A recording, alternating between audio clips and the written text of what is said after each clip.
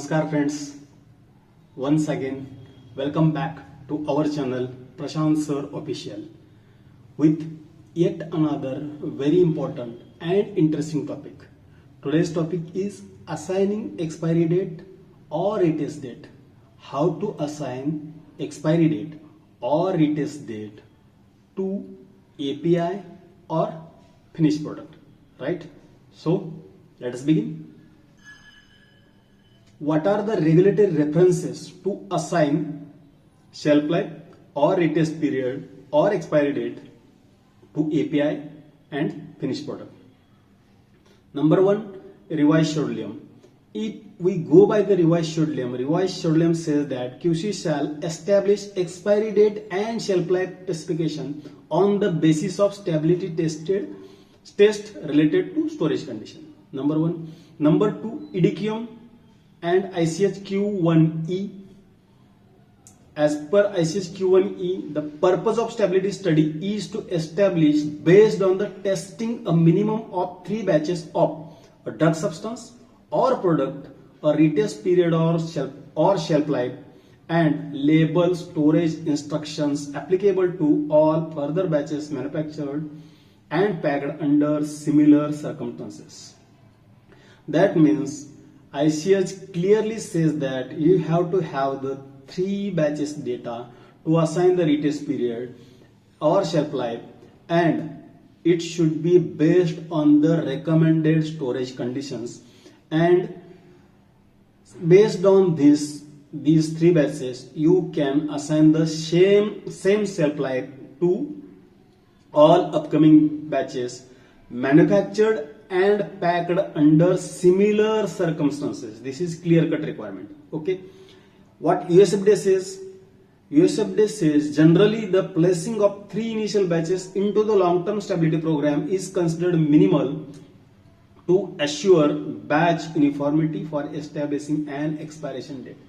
When accelerated stability studies are performed, 1 batch may be adequate in order to establish a tentative expiration date. Means USFDA क्या बोल रहे हैं, अगर आपको extrapolation करना है तो 1 बैच का एसोलेटेड डेटा भी सफिशिएंट हो सकता है, लेकिन real time stability real time stability के बेस पर ही हमें शेल्फ लाइफ असाइन करना चाहिए, और tentative shelf life you can assign based on the available isolated stability data. So ये कॉम्बिनेशन कैसा है, ये कैसे असाइन करना है, will discuss within this session, correct? So how to assign retest period or expiry date?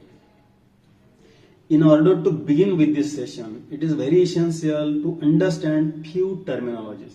हमको कुछ terminologies है जो हमें shelf life असाइन करने में या retest असाइन करने में बहुत इंपॉर्टेंट रहेंगी. वो terminologies क्या है? Number 1, accelerated stability data. What is the meaning of accelerated stability data? The test results of batches charged under 40 degrees Celsius and 75% RH. Long-term stability data. Test results of the batches charged under 25 degrees Celsius, 60% RH, or 30 degrees Celsius, 65% RH, or for India, 30 degrees Celsius, 75% RH. Extrapolation. Extrapolation is the practice of using a known data set to infer information about the future data. तो यहाँ पे क्या है, extrapolation का meaning है कि known data के base पे फ्यूचर में हमारा प्रोडक्ट कैसे बिहेव करेगा या फ्यूचर के लिए क्या information, how to infer it, ये जो प्रैक्टिस है, दिस प्रैक्टिस को एक्सट्रापोलेशन बोलते हैं. Extrapolation to extend the retest period or shelf life beyond the period covered by the long-term data is acceptable. ये क्या बोल रहे हैं, आप लॉन्ग टर्म डेटा के आगे भी शेल्फ लाइफ और रिटेस्ट पीरियड आप असाइन कर सकते हो if no significant changes observed at the accelerated conditions, and extrapolation of stability data assumes that the same change pattern will be continued for the period covered by the long term data. So extrapolation is only allowed if there is no significant changes observed at the accelerated conditions, right? So what is the significant change then?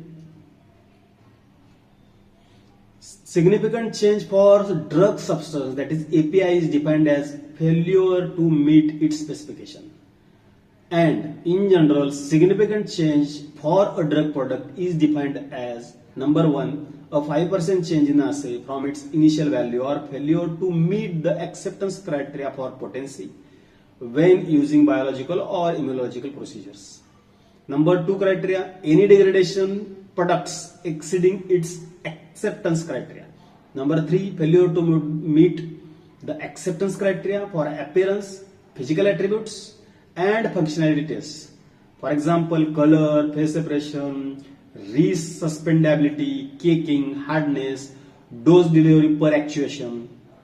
However, some changes in physical attributes like softening of suppositories, melting of creams may be expected under accelerated condition and as appropriate for the dosage form.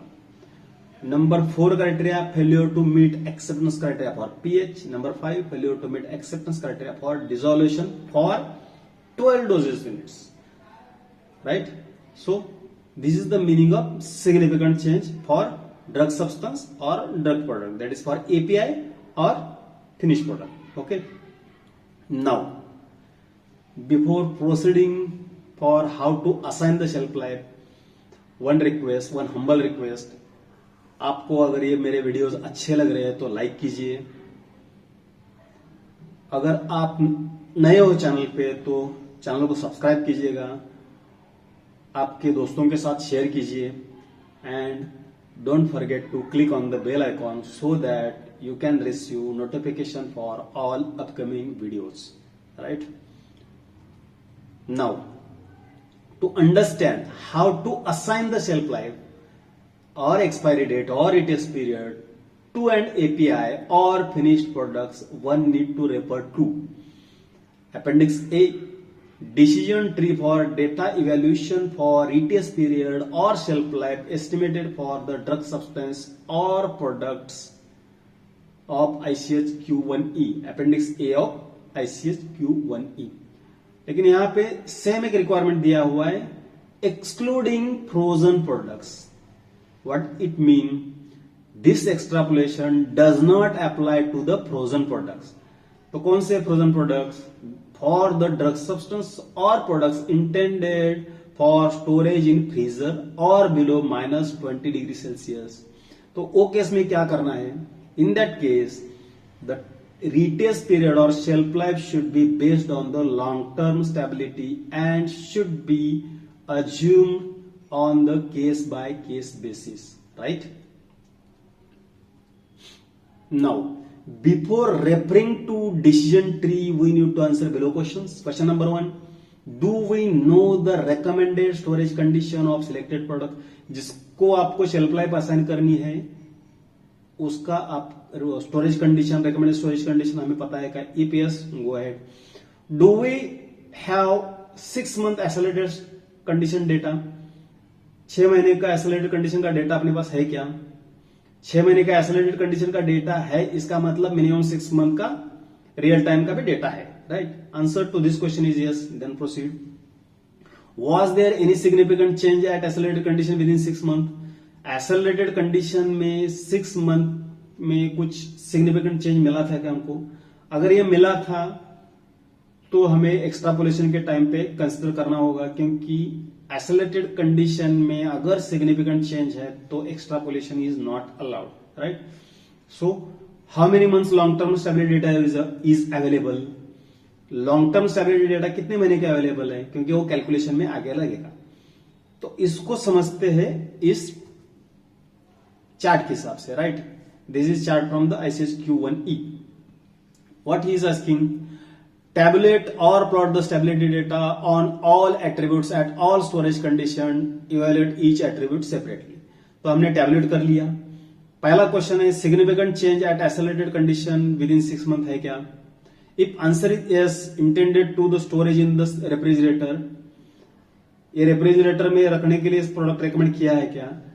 अगर इसका answer yes है तो significant change 3 months पे आपको था क्या?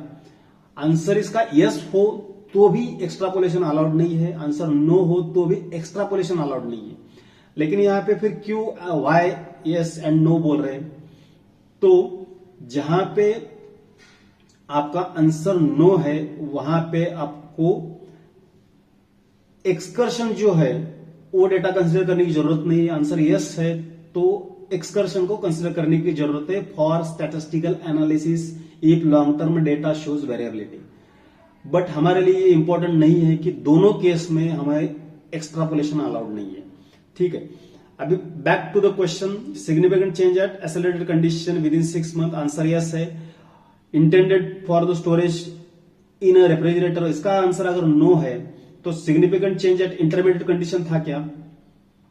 ये पूछने का जरूरत इसलिए है कि अगर सिग्निफिकेंट चेंज इंटरमीडिएट कंडीशन पे भी है एंड एक्सेलरेटेड कंडीशन पे भी है, in that case no extrapolation is allowed. But significant change accelerated पे है लेकिन सिग्निफिकेंट चेंज इंटरमीडिएट पे नहीं है, तो इन दैट केस हमें एक्स्ट्रापोलेशन अलाउड है अगर सिग्निफिकेंट चेंज नहीं है तो वो कैसे अलाउड है? Criteria number 2, long term data amenable to the statistical analysis.